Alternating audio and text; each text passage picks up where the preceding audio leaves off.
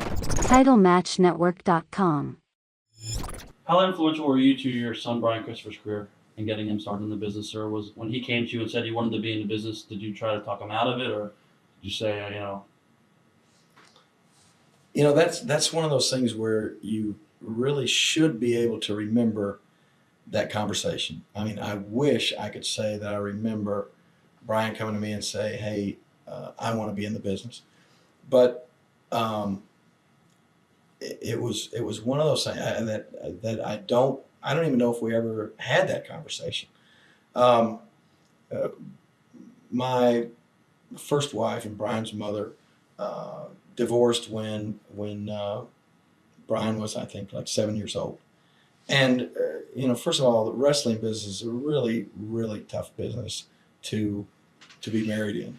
That's why I've always, one of the first things when young guys come up to me and say they want to be a wrestler or whatever, one of the first things I say, "Are you married?"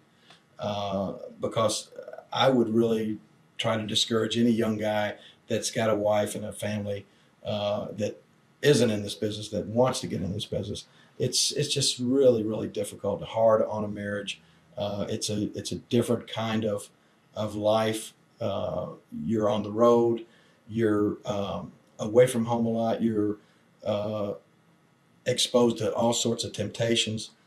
People see you as all this big movie star or TV star, or big wrestling star, and fact of life is there are girls out there that will literally throw themselves at you. So there's a lot of temptation, a lot of opportunity to not be a good husband or father in this business.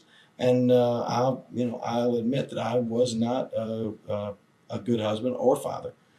And we wound up getting a divorce when Brian was 7, and um, he he and his mother lived in Memphis, and I for years lived in Nashville because that's where our home base was for our company.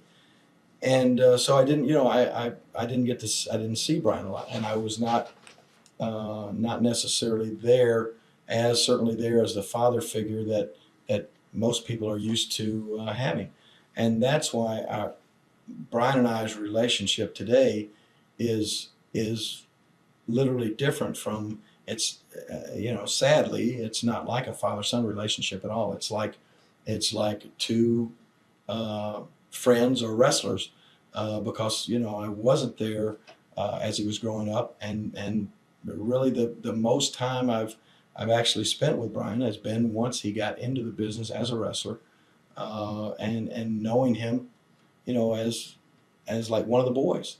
And so uh, he started he did a lot like I did. He and a lot of his friends in high school started wrestling in their backyard. They would put on shows in their garage, and they were a little more high tech than I was at the time. They had video cameras and filmed themselves and build rings and all of this sort of stuff. And I don't know if he first came to me or if he went to Jerry Jarrett and said that he wanted to wrestle. And I actually think it was Jerry Jarrett, but uh, I didn't try to discourage him. Um, uh, I don't know if I really thought that he would be successful. Um, are you surprised at it now today? well, no, I'm not surprised at all. I mean, I think I know he's done really well, and a lot of people, they say, well, why don't you uh, acknowledge uh, Brian as your son or that sort of thing, and I guess that goes back to watching oh Buddy Fuller, Robert Fuller, and the Welches and that sort of thing. I felt that if Brian and also it had a big part of watching the George Goulas and that sort of that relationship and that effect that George Goulas had on his father's business. I always felt that if Brian had come along and went out there and started wrestling as Brian Lawler, that it would be like saddling him with the old albatross around your neck. He would have had a burden that he really didn't deserve. And the fact that it's almost like when you see the coach's son being the quarterback on a football team, it's just human nature to wonder, now is he there and playing there because he's good, or is he there because he's the coach's son? And I didn't want people to think, well, here's Brian Lawler out there.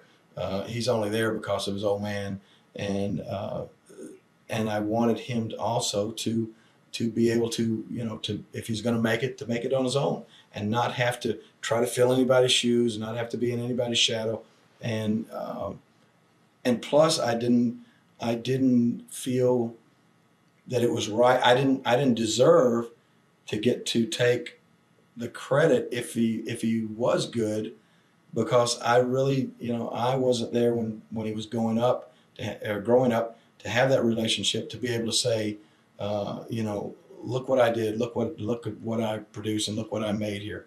I mean, what Brian has done, he's done on his own, and I'm proud of him for that, and he should be proud of himself, because it wasn't, and it may be bad to say, but it wasn't because of anything that I helped him do.